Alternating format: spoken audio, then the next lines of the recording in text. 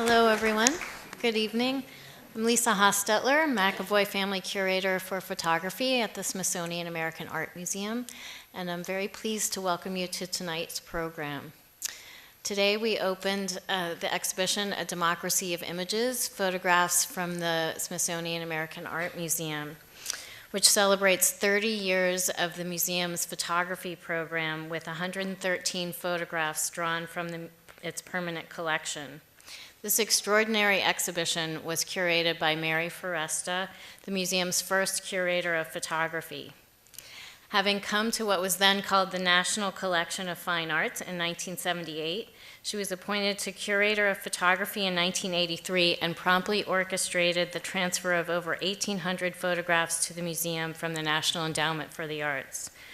Over the next 16 years, she built a substantial collection of over 7,000 photographs for the museum and organized a number of major exhibitions, including Perpetual Motif, The Art of Man Ray, The Photography of Invention, Pictures of the 1980s, Between Home and Heaven, Contemporary American Landscape Photography, and American Photographs, the First Century, among many others.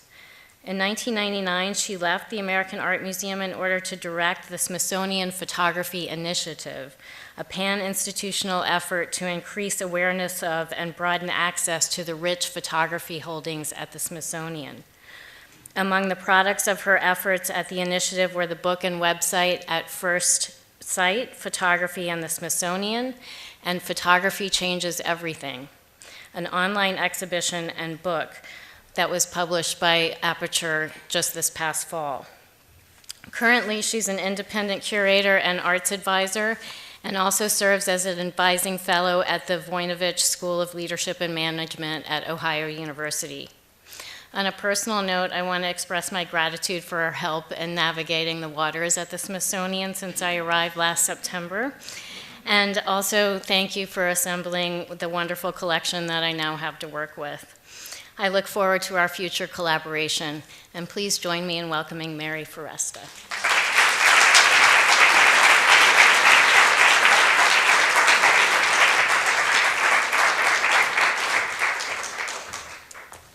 All right, let me do one thing, which is turn my microphone on, which I promised I would remember to do, so you can hear me.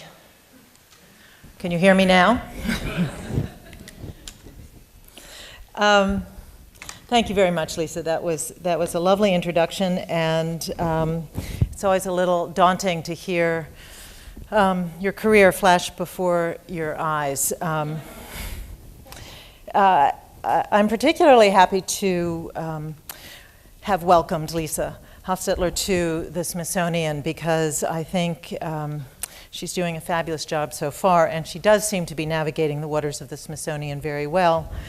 In preparatory for this talk, so I was thinking about it.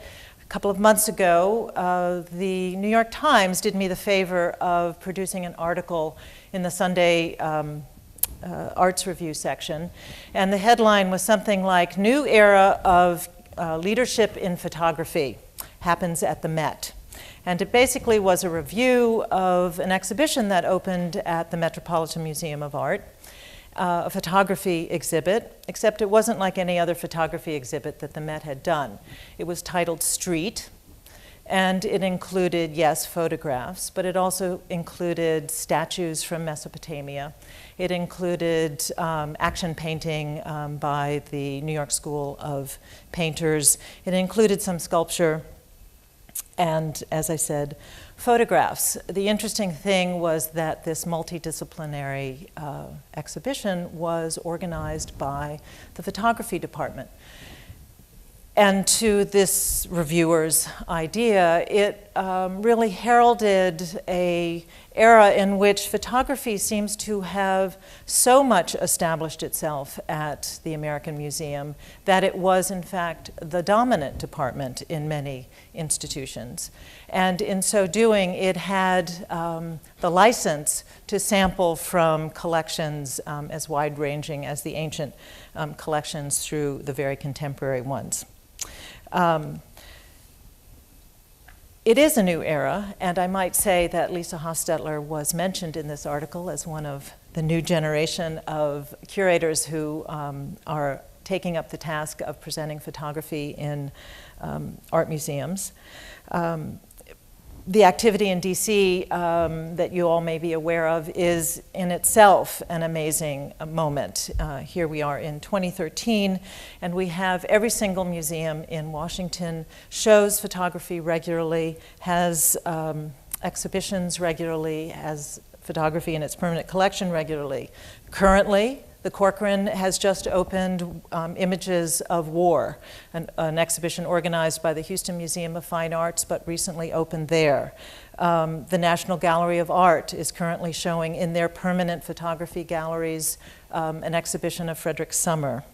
The Phillips collection, known for its Impressionist painting collection, just closed. Sorry you missed it. If you did, just closed a contemporary Italian photography exhibition. National Portrait Gallery always has photographs as part of its permanent collection installations. Its daguerreotype cases, if you don't know them, are spectacular.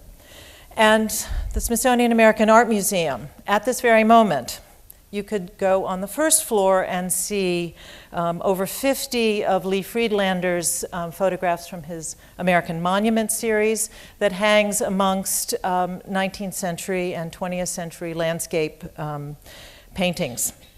Up on the second floor, you can visit an exhibition in a gallery that's devoted to painted tintypes called Paintings in the Parlor, and that you can dip into as you stroll through the Victorian painting collection. Currently, there are many photographs touring in an African American exhibition that also includes painting and sculpture. And this fall, we'll open at the museum an exhibition of contemporary Latino artists, and there will be many photographs in that. So it does appear that photography has not only arrived, but is indeed a force in museums, dictating many of the ways that the permanent collection is used and reused and rethought as we move through the beginning of this 21st century. But tonight, we want to talk about a very particular show that indeed just opened at the museum, one that I titled The Democracy of Images. And I'll get to exactly why I decided to call it that in a moment. But I'd like to suggest that tonight we're going to talk a little bit about what the democracy of images might mean and what this exhibition has been about. But I think it's also an opportunity for us to think about the 30 years of collecting that occurred at this museum. It's going to be a little bit of history. It's going to be a little bit of personal recollection on my part, so a little bit country and a little bit rock and roll. And we're going to hopefully look at some images that will give you an idea of the ways that institutions like the Smithsonian American Art Museum, that indeed was called the National Collection of Fine Arts when I started, and then became the National Museum of American Art, and now is the Smithsonian Museum of American Art. So it allows us to ways to think about the ways museums come to use, to collect, to think, and feel about the meaning of photographs. So how did this collection begin? I could give you the lovely gloss about the 1,800 photographs nicely being transferred to the museum, but it's actually a fairly interesting story, so if you'll permit me, I'll tell it. I was happily sitting at my desk being an assistant curator for painting and sculpture in 1981 at this museum, and the phone rang, and a friend of mine who was head of the visual arts division at the National Endowment for the Arts said, "Mary, do you think you could come over and take a look at these boxes of photographs that we have?" It was a nice day, thought I'd take a walk. I went over to the National Endowment for the Arts, which was then located over at near the Watergate, and was in the process of moving to its current location in the old post office pavilion on Pennsylvania Avenue. And when I got there, he took me down a hall and opened a door into the supply room. And something like King Tut's tomb appeared before me, because all lined up along a wall, up and down, floor to ceiling, about 50 feet of it was box after box after box. And the boxes said, Bruce Davidson, East 100th Street, Helen Levitt, Aaron Siskin, Harry Callahan, Danny Lyons, and a number of other photographers whose names I knew, but a lot of boxes, names I didn't know. Some said Kentucky Documentary Survey Project, some said the Kansas Documentary Survey Project, some said the Los Angeles Documentary Survey Project. In total, they consisted of the work that had silted up. And I use that word because I don't know what else to use. It was not an official requirement by any means that a photographer given a grant by the National Endowment for the Arts submit any photographs to that endowment. But photographers, being photographers and not good report writers, when asked what they had done during their year of grantsmanship, stuck 10 photographs or 20 photographs or sometimes 100 photographs in a box or a bag or an envelope and sent it to the endowment with a clip on it and said, "Had a great time, can I get another grant?" In short order, Roger, Bruce, and I worked out a plan to indeed have those photographs transferred to the museum. And I don't think I'm telling, at this distance in time, a story on the museum to say that the paperwork was horrendous. And the endowment was really getting ready to move, and the moving trucks were coming on a Tuesday. So on a Monday, I drove my little Volkswagen van over to the loading dock. I mean it. Over to the loading dock at the endowment. We piled all the boxes in. It took 3 trips. And we brought them over to the museum and figured that the paperwork could happen here, and possession is 9/10 of the law. So I know that this fills my conservator colleagues who are sitting in the audience with dread and fear that I ever did such a thing, and I promise never to do it again. But it did start our photography collection with 1,800 amazing images. And the other piece of my own personal story in this is that a few weeks later, Charles Eldridge, who was the director of the museum at the time, came into my office, or rather stood before my desk, and he said, "Would you like to be curator of photography?" And I said yes. So the rest is history. So what did the NEA do for photography? Why were those photographs there? In the brief span of the time that they gave photography grants, sometimes to individual fellows, sometimes in documentary survey, the NEA had become the major non-commercial source of recognition for working photographers. A decade after the NEA had begun funding, more than 500 photographers had received grants, and hundreds more had received support via the grants that were given to museums to show photography, that were given to museums to publish books about photography, that were given to writers to write about photography. And so by 1981, the NEA's photography program began to change. And that was why we got the call. Photography, once in need of help by a place like the National Endowment, had become a thriving medium central to the concerns of the larger art world.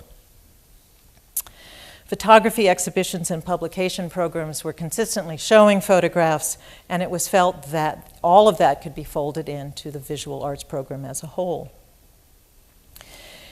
It was a moment for the overall blooming of photography in this country. In the 1970s, I was interested to find out how many museums began their photography departments. Throughout this country, photography departments began. Surely we had a few precedents. The Boston Museum of Fine Arts began in 1924, the Metropolitan in 1928, the Museum of Modern Art in 1930. San Francisco began putting photographs on the wall in the late 30s.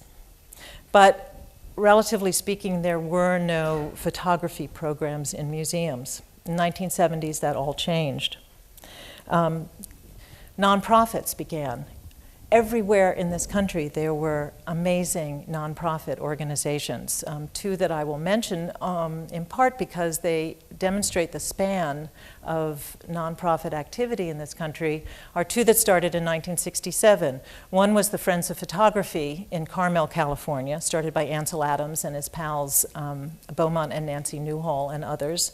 And it was an organization to show photography, exhibit photography, to do workshops with photographers, and to create a publication to write about photography. In the very same year, Nathan Lyons in Rochester, New York, left the George Eastman House and began the Visual Studies Workshop. Again, an organization that was designed to exhibit, to collect, to publish, most importantly publish, and very important for the Visual Studies Workshop, to educate. Some of the people who went through the workshop turn out to be some of the major players in our field today. I can mention Charles Desmarais, who is now currently president of the California Arts Institute for Arts. I can think of Adam Weinberg, who is currently director of the Whitney, and there are many, many others. Ann Tucker, who is curator of the Houston Museum of Fine Arts. We can think of the galleries that were devoted to photography that opened during the 1970s. Two that I remember going to were Light Gallery in New York, and of course in DC we were all privileged to have the notorious Harry Lunn, who had locations all around this town and was the first to bring us images by Walker Evans and Robert Frank, and later, of course, Robert Mapplethorpe. Collectors began collecting photography. The market in photography grew, and with it the price for photography grew. Sotheby's and Christie's founded departments devoted to photography and the sale of photography. We can think of the 70s as a time that the MFA programs in this country began offering photography-specific programs, photography and video-specific programs. MFA programs began being born out of BFA programs. So this new interest in photography blossomed in all of these places, and those places in turn had a growing photography group of photographers. Publications began to happen. There were new university departments that became interested in photography. No longer was it shoved over in the fine arts, but it was something that was taken up by American studies disciplines, cultural studies disciplines, saw in photography a dynamic and interesting medium that would exemplify many of the ideas they were talking about. For those of you who were born after this boom, here's a little history. For those of you who remember it, I'll remind you that in the late 60s and 70s, there was a very popular idea about photography as well as in museums and academic culture. Motion pictures, from Antonioni's Blow Up, which came out in 1966, to Louis Malle's Pretty Baby in 1968, used photographers as their central characters. Magazines, including Life and Newsweek, produced cover stories about photography. And during the early 1970s, Time Life begins issuing a 17-volume library of photography, a commercially successful venture that played a significant role in populating the history and contemporary concerns of the medium. Like the Encyclopedia Britannica, there were many schoolrooms that had this on their shelves. During the 70s, the U.S. Postal Service began issuing special stamps honoring photography with wonderful little histories on the back of the stamps.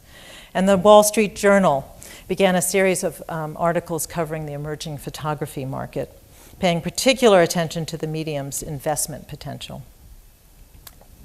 In short, more people were making, exhibiting, buying, studying, publishing photography than ever before. From Life to the Sierra Club calendars to Susan Sontag. Because remember that wonderful book on photography? In the 1970s, Sontag published a series of essays on photography in the New York Review of Books. 6 of those were issued in 1977 in Sontag's book on photography, and it received enormous attention, in part fueled by so many photographers in the photography world being furious with Susan Sontag for daring to be a non-photographer and a non-photography person writing about photography. So far more than any other photography book of the period, and it stimulated heated debate, and Sontag's attitude towards the medium, one of fascination and distrust, at the time aggravated photography people. But it stimulated an intellectual audience that immediately added photography to an important debate about contemporary life. So clearly, when the Museum of American Art added 1,800 images from the NEA in 1981 to its collection and exhibited them in 1983, an unprecedented acceptance for photography and even more interest in media existed. Artists, museums, and a public increasingly eager to look at, understand, and enjoy photographs now existed. So in 1981, when we were beginning to look at all of these photographs that were coming into our doors from the NEA, I'd like to say that we sat back and had a very serious discussion and strategically planned the next 30 years about what we would collect, and had the full support of the Smithsonian and extensive collectors, and it was easy, and I just phoned it in. Ha ha. But there were, of course, other starting points that did give us clues.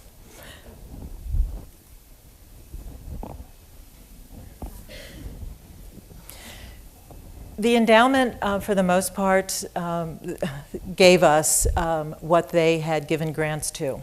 And in the 1970s, for the most part, they gave grants to a genre of photography that we'll generally call documentary. But it was documentary with a twist, obviously.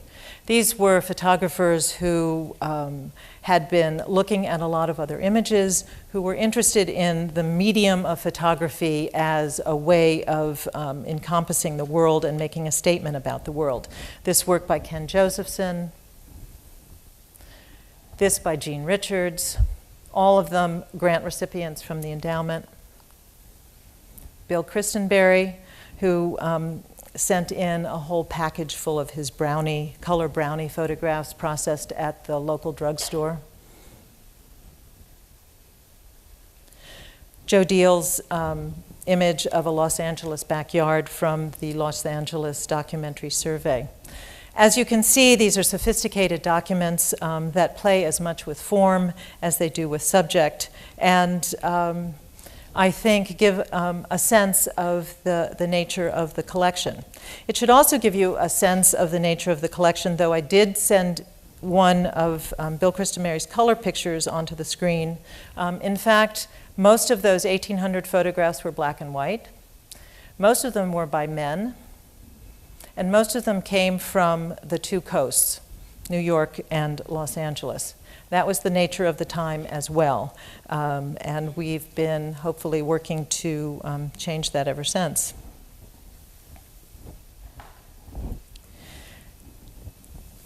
Robert Frank never got an NEA fellowship, but I can tell you that having interviewed many of the photographers who did come to us through the NEA grant, almost all of them had two things in common. They were busy driving around the country looking at it during the bicentennial decade of the 1970s.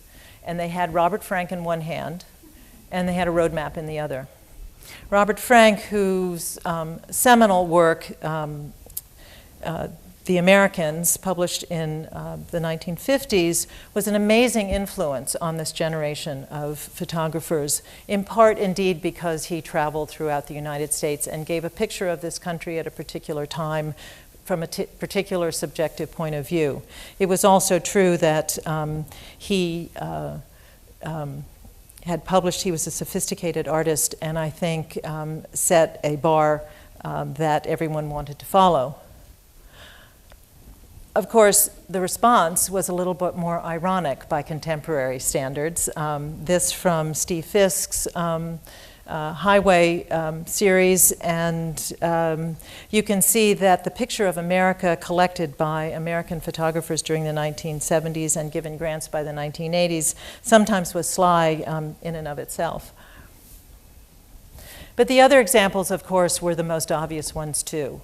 Walker Evans, who had worked with the Farm Security Administration and whose works were very well known through the 1970s, had been exhibited often during the 1930s and through the next decades by the Museum of Modern Art and other museums.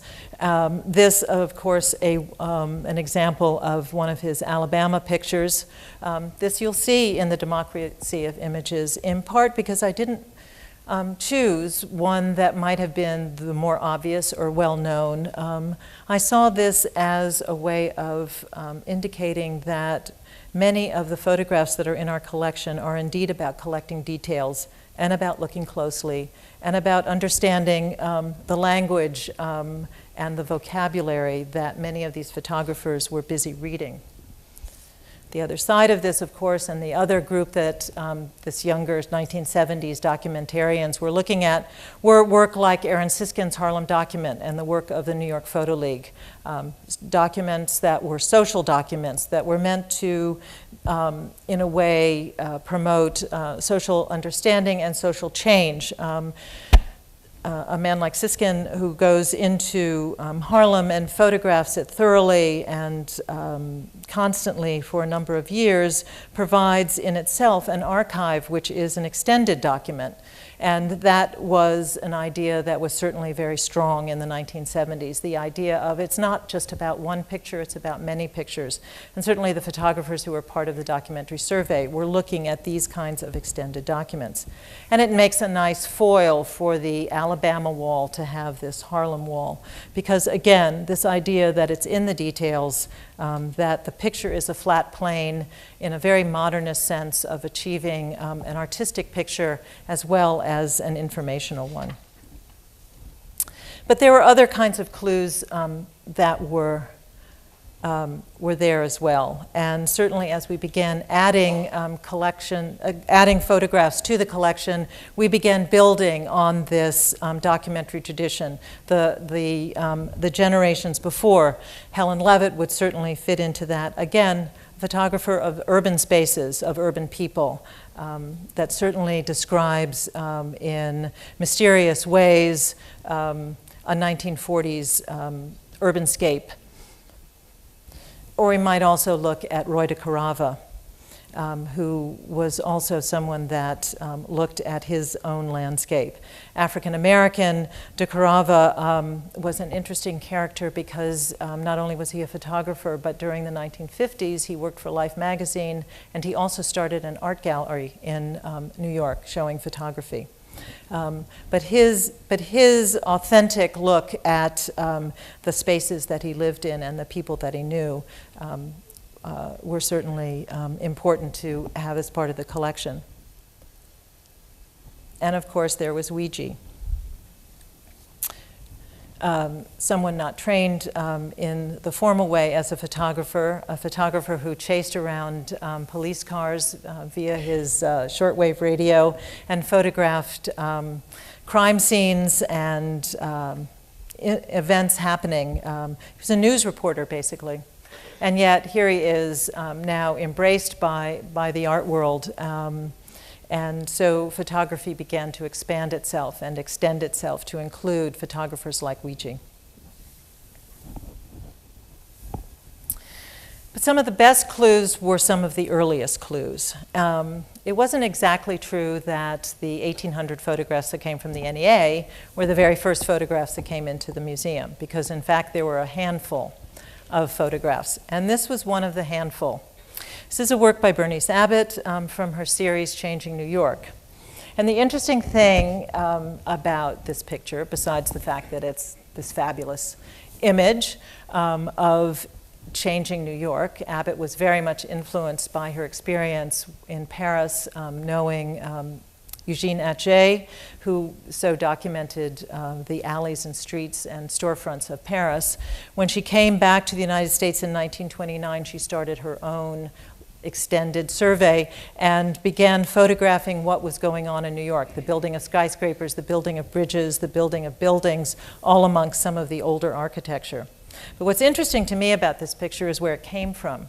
It came to the museum in the 1960s, a transfer along with hundreds of easel paintings, a transfer from the Works Progress Administration. So indeed, there was a source for art, for art photography that was not an expected one, and that meant that there was a precedent for those NEA government-sponsored photographs in the work of somebody like Bernice Abbott.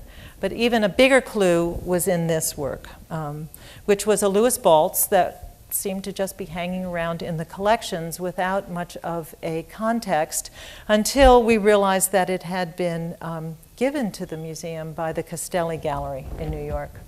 Castelli Gallery, of course, was a major gallery who supported all kinds of contemporary artists, Rauschenberg being certainly one of them, Warhol of that period, and he actually began showing Louis Baltz in his gallery. So this very idea, this tipping point idea, became very clear in a work like this, this very sharp minimalist, seems to fit right in with a minimalist era in American art making. In fact, Baltz was a photographer that was part of a very important exhibition that happened in 1975. And it was an exhibition called New Topographics. And along with 8 other photographers, Robert Adams, Baltz was there, a number of others, they were establishing a very new style of making photographs and documentary photographs, ones that was a stripped down style, a minimalist style. It was the taking away of things that seemed to be at the heart of their photographic efforts. Photographs that were related more to the photographs of someone like Ed Ruscha or the earth artists such as David Smith than to earlier photography in the American landscape. Definitely anti-romantic photographers. They photographed the very, very thing that Ansel Adams had turned his camera away from, that he had cropped out of his photographs. There were, of course, other exhibitions that were extraordinary influences on photographers and on other museums and curators like myself. Perhaps the most dominant force in photographic history during the 70s was Museum of Modern Art's curator for photography, John Sarkowski. His sly formalism, which stressed the unique and essential nature of photographic vision and the image's complex relationship to both the world and to language, was both provocative and persuasive. His ideas touched on some of the very central critical concerns of the era, the relationship between images and the world, between words and pictures, and between art and non-art. This is a photograph by William Eggleston, and it was one of the more provocative exhibitions that Sarkowski curated during this period, a bicentennial exhibit. It opened in 1976 and had a huge response, both negative and positive. It was color. It looked more like big color ads than it did like art photography. It referenced vernacular images, and it was definitely in the category of a new kind of art photography. I might say that Sarkowski's other exhibits certainly were also important. He did an exhibit in 1967 called New Documents, which included Arbus, Diane Arbus, Lee Friedlander, and Gary Winogrand. And it was interesting to me to look over that history and realize that Arbus helped John Sarkowski research another exhibit that was called From the Picture Press. an interesting exhibit from 1971 that featured mostly Ouija pictures. Of course, Diane Arbus had her own exhibit at the Museum of Modern Art in 1972, a year after she committed suicide. So there was something different going on in photography and art photography, and there was an interesting, provocative idea about what else was going on. And so when you want to get away from documentary and you want to think about art and you want to think about provocative art, of course you go to Man Ray. A lot of my time had been spent thinking about Man Ray and the art of Man Ray and the context of Man Ray with the American Surrealists and the French Surrealists. And I produced an exhibit in 1988 after a number of years of doing this research, and in my mind it was a pretty good exhibit, but I had no idea that the response would be what it was. And the response was that a lot of people came, and I think most of the people who came were artists. They weren't old artists, they were young artists. Turns out that Man Ray was something of a talisman for an entire generation of art makers. And it was certainly true that Man Ray was an artist who worked in many media. He was a painter, he was a sculptor, he made objects, he made films, he made photographs without using a camera. He used all different techniques to make his photographs. He was a fashion photographer, he worked for magazines. In short, he did pretty much what he wanted to do. He was not at all tied down by any one category of art making. He mixed media. He defied the categories that art seemed to want to assign to him. And if anything was more of a model for a new generation of photographic artists, it would have been Man Ray. And using photography to make art in this way seemed to set up not only other artists, but certainly set up museums to begin to think about this cross-fertilization between media.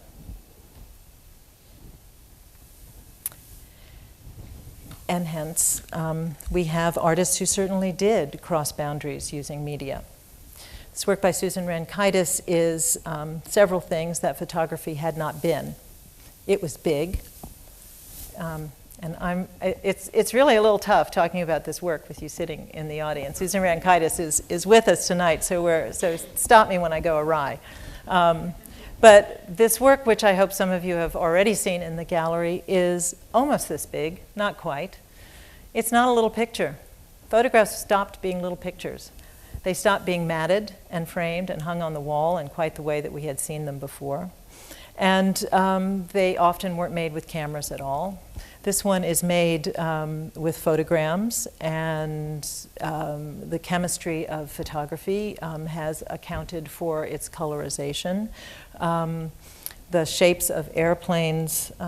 What did you use? Did you use?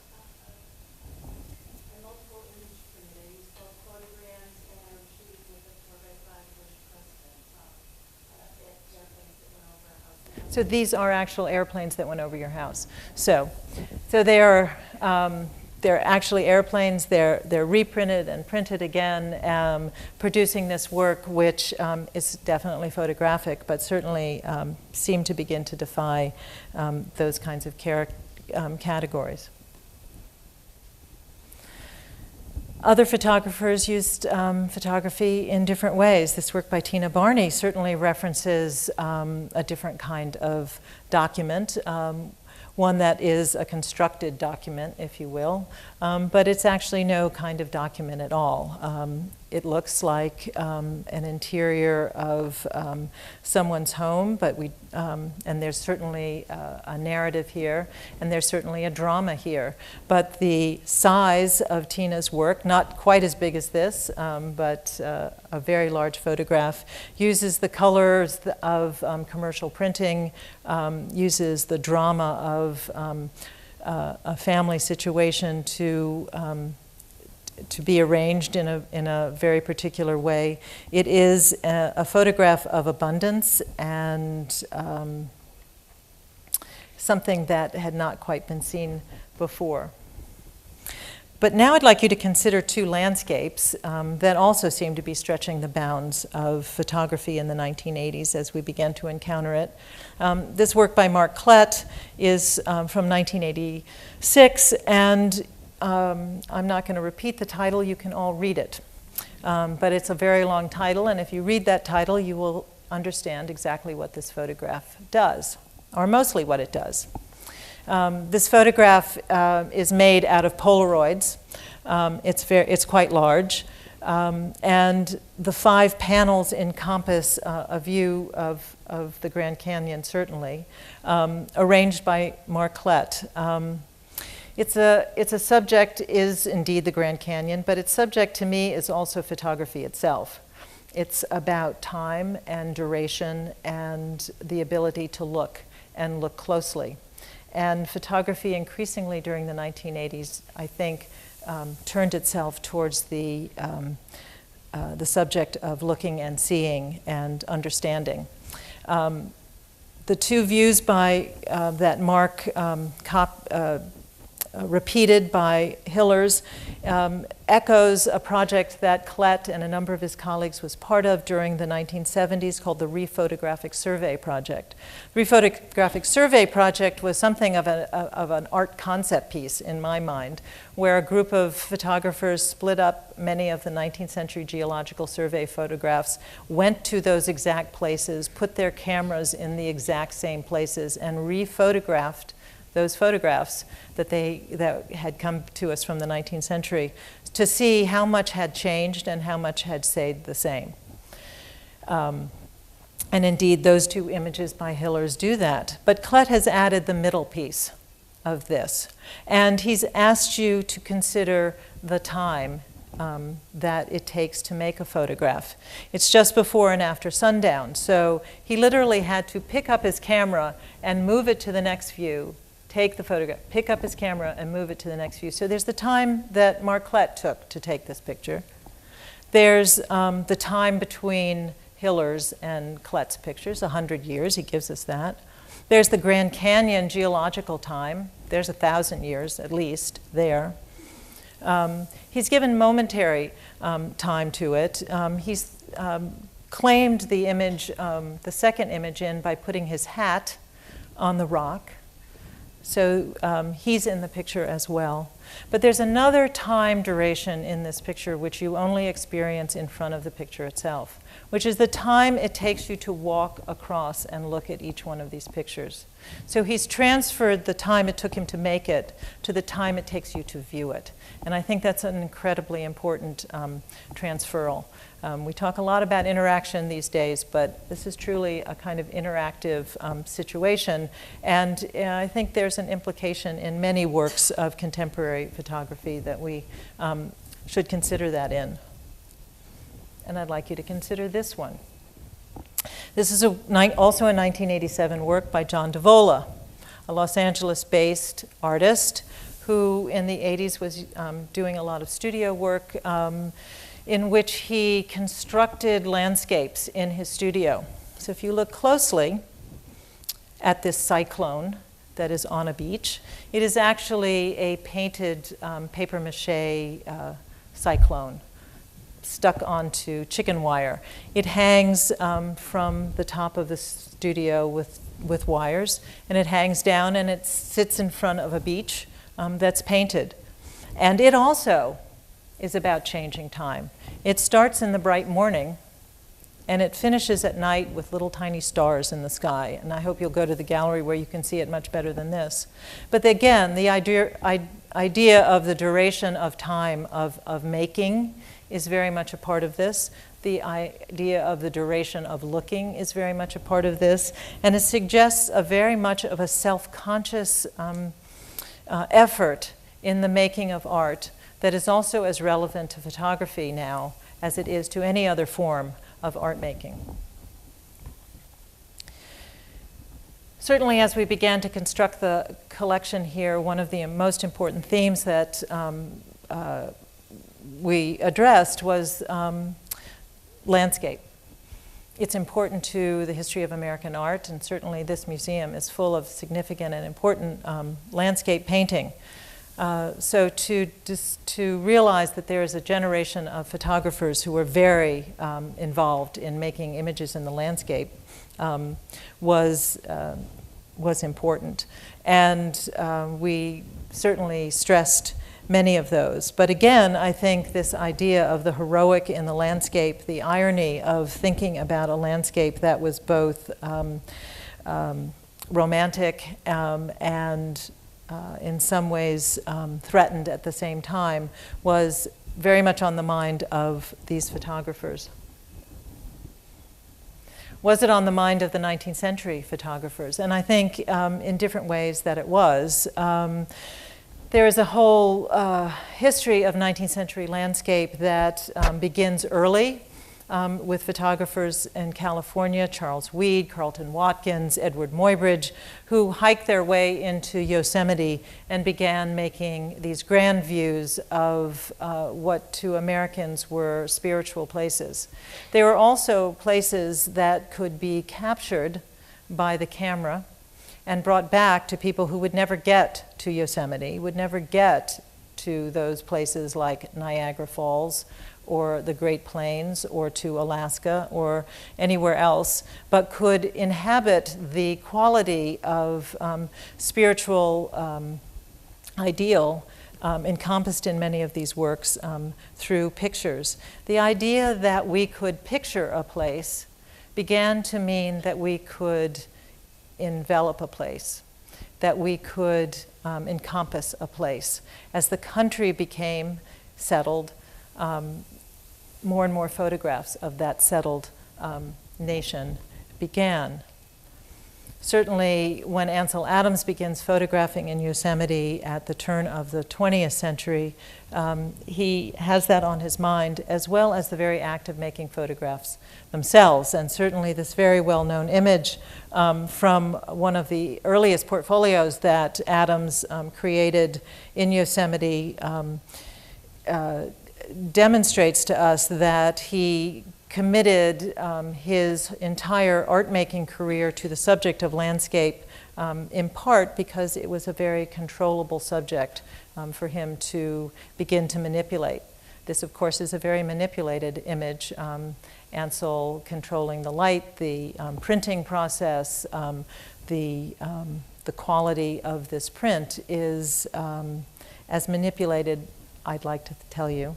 You may not want to believe it, as John Davola's Cyclone on the Beach. As I said, we seem to want to contain many things and talk about manipulation of our spaces with the camera. And this is actually one of my favorite images in the exhibition. This photograph of Niagara Falls. I like it for several reasons. I like it because we don't know who made it. It's an anonymous maker. I like it because it comes in two parts. There are two pieces of paper that had to be used in order to encompass the breadth of this fabulous waterfall. And it doesn't quite fit together. That's the other part I like. I like the making of this picture. I like the fact that it had to be made. It was taken with a camera, but it had to be assembled. And I also rather like the fact that it doesn't quite match. Doesn't quite match the horizon, but more interestingly, the clouds don't match. So, and yet, we believe it. It's Niagara Falls, and it doesn't matter that it doesn't match. This idea that photographs have this presence and power as they represent places, or it could be people, and don't quite match is a very interesting idea to think about as we began increasingly to, as curators and viewers and collectors, to think about the vernacular images, these anonymous pictures, these older pieces of photo history that we had not yet considered before, this being one of them. Of course, the other piece of photographic history that had not been really looked at before were all those anonymous daguerreotypes that began to appear in various ways. And it seemed important in the 1990s to begin considering photography's beginning. After all, photography in 1989 celebrated its sesquicentennial, its 150th anniversary. So the history of photography was very much on the mind of all of us in the field of photography. And we began to reach back further and further and look at more and more examples of the history of photography, even as we reached forward and began to think about the ways contemporary photographers were using and manipulating and being imaginative about the contemporary photographic image. These portraits are stunning. It's always wonderful to see a daguerreotype blown up this big because you can actually see all the parts. This is a wonderful newspaper editor who has posed for the camera. And the whole idea of posing, of sitting for your picture, of what you have assembled on the table before you, the idea of tabletop photography was not born in the 1980s. It certainly existed from the beginning of photography. One of my favorite images is probably the smallest image in the exhibition. And it's a little eighth. It's about this big. You have to look hard to see it, but when you get to see it this big, it's quite wonderful. Pumpkin, book, and sweet potato. The book is very particular. It's actually the collected works of Shakespeare. And what wonderful things you can find out about the relationship between photography and real life you can find in these daguerreotypes. So we don't know who made this picture, and we don't know why it was made, but we certainly have a sense that it was made for some kind of reason. Somebody went to the trouble of putting the collected works of Shakespeare, a pumpkin, and a sweet potato sticking out of the side. Doesn't take a whole lot of research to discover a couple of things. It turns out that in the 1840s, when this image was made, the collected works of Shakespeare were the second most popular book in the United States, second to the Bible. There were more collected works of Shakespeare's on the shelves, from log cabins to city townhouses. There were more collected works of Shakespeare than almost any other book, in part because the copyright on Shakespeare had just come free, and U.S. Printers were very busy publishing this book. It was also considered a piece of literary culture that was easily attainable by the best. To be a literate person, you had the collected works of Shakespeare on your shelves. One of the best vegetables in Shakespeare is the sweet potato. Just read a little Falstaff and you'll understand why sweet potatoes are so important to Shakespeare.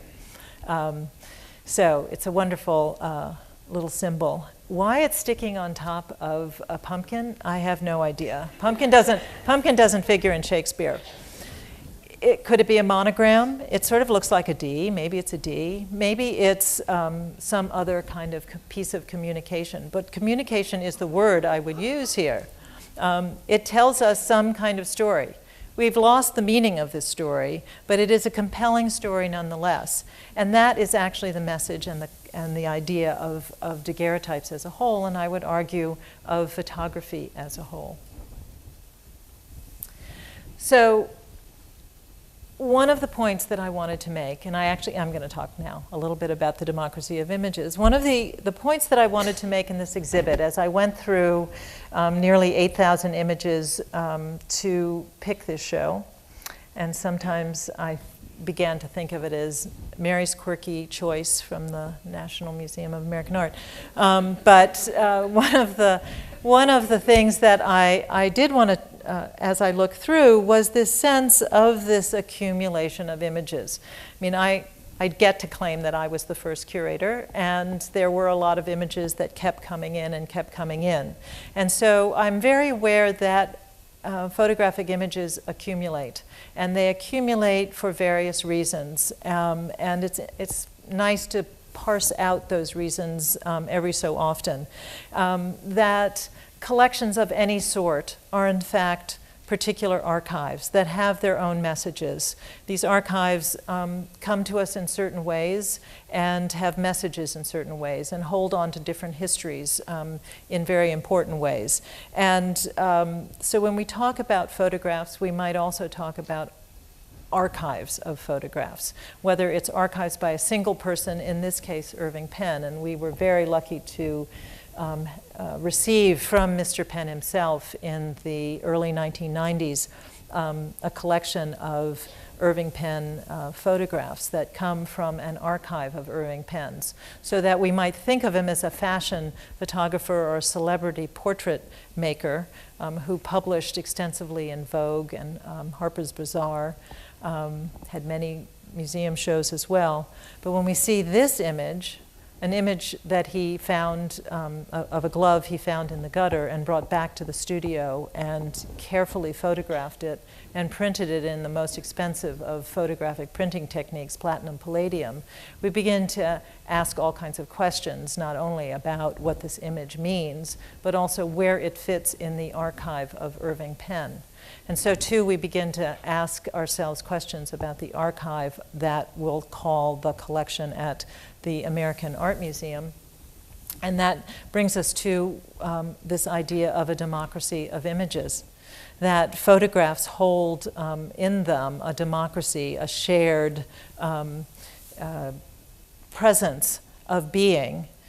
Photography itself was a democratic art form in that it was available to so many people to have their picture made that had never been able to have their picture made before. That it was democratic in the sense that camera technology increasingly through the 19th century became something affordable and was encouraged for every man, woman, and child, to quote the Kodak advertising, to have a camera in their hand and encouraged to make pictures. It's an archive that you might all take out your cell phones and count how many photographs you have in them, and you have your own archive sitting in your pockets right now. We might talk about this idea of the democracy of images being not only about making, but about collecting and about looking and about the ability to look, because it is a kind of visual literacy that we all share increasingly as a form of communication.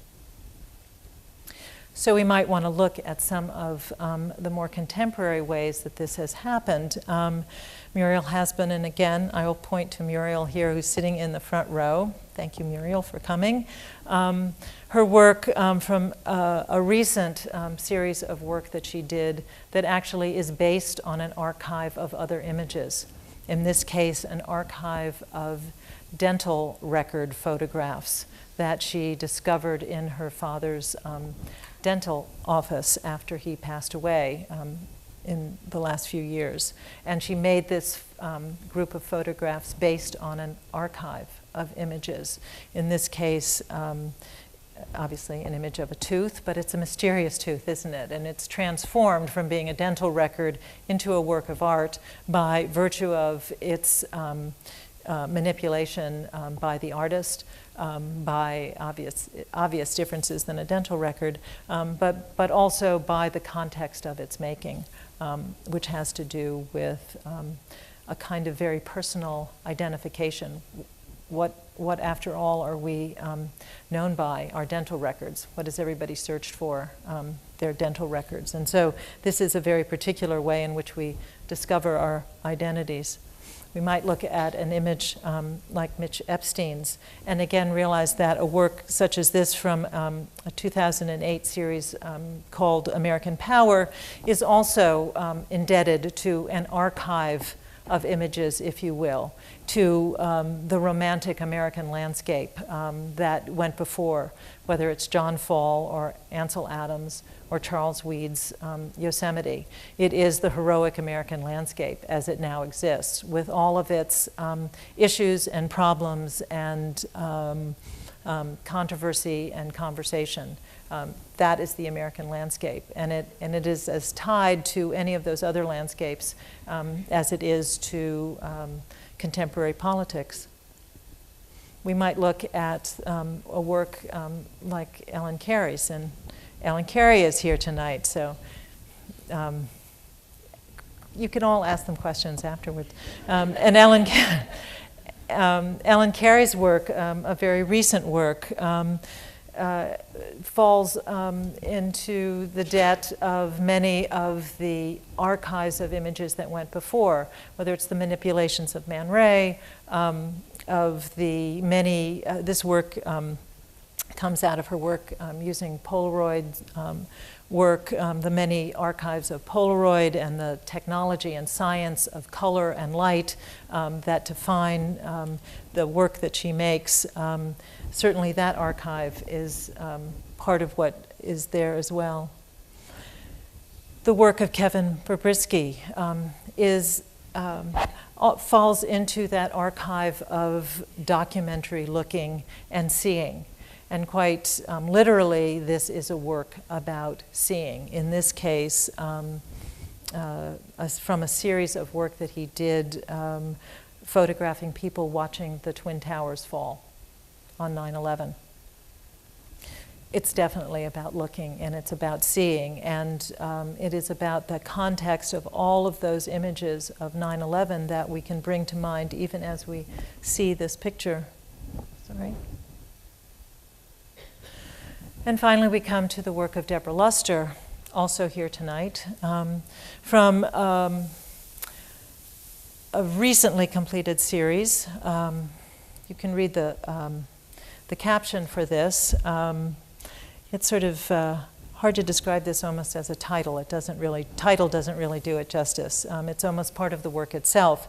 It's from a series that Deborah completed of urbanscapes made in New Orleans at places of homicides, where cold case homicides had occurred. This is definitely about seeing. It's about a last sight, but it's about continued seeing. This is what you see as you die, if you're a homicide victim. It's about looking up. It's about seeing the world in a different way, and it's about the way photography asks us to see the world in a different way.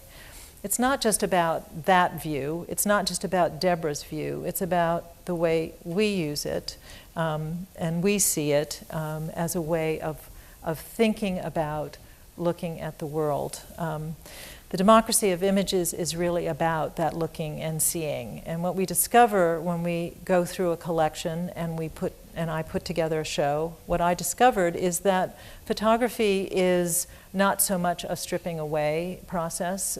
When you put a group of pictures together, it's not about finding the masterpiece. It's not about finding the single image that is considered the best or the only or the rarest. And certainly there are some of those in the show.